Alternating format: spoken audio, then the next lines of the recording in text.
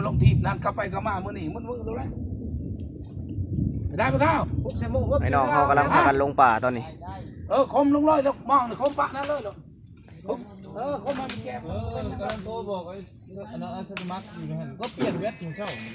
ย่างผมจะทางสิไปเลย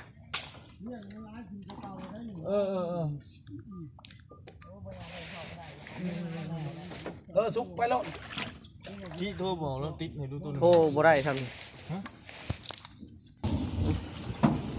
ป่ามุนดงแนมลุมพากันลงป่าอะไรนี่เนี่ยโอ้ยเจ้ามาเซ็ตโอ้ตำจัก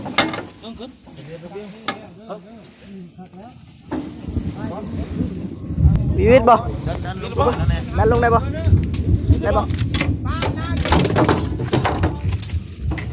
ลงไปก็อยู่คุณ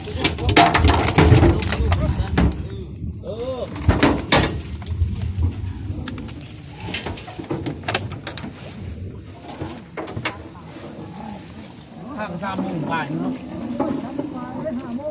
ฮะอันนี้ได้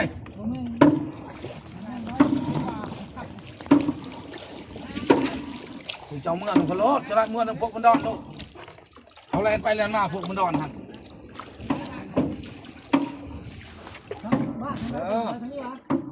สุดเจ้าแลนรถนี่แลนเรือนี่แลนนอกนี่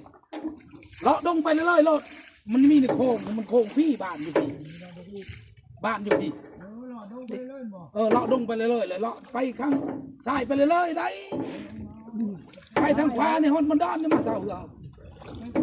ไปทางขวาเลยเจ้าฮอนมันดอน